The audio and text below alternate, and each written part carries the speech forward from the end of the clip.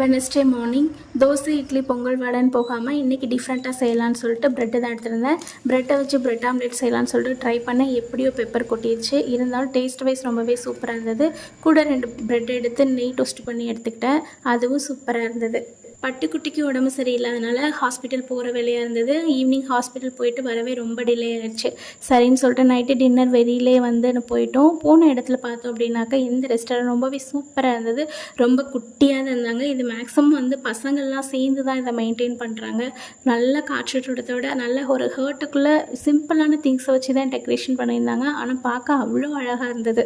பட்டுக்குட்டிக்கு மொபைலில் songs play பண்ணிவிட்டு நாங்கள் எங்களுக்கு தேவையானதை ஆர்டர் பண்ணோம். ஸ்டார்டருக்கு சிக்கன் சூப் தான் ஆர்டர் பண்ணியிருந்தோம். ரொம்பவே டேஸ்ட்டாக இருந்தது. எல்லா ஃபுட்டுமே ஹோம்மேட் மாதிரி தான் இருந்தது. அவ்வளோ டேஸ்ட்டு. கூடவே சிக்கன் லாலிபப், அதுக்கப்புறமா ஒரு மசாலா தோசை, ஃபைனலாக சாக்கோவில் ஒரு ஷேக் சாப்பிட்டேன். ரொம்பவே சூப்பர் டேஸ்ட்டில் இருந்தது. வாழ்க வளமுடன்.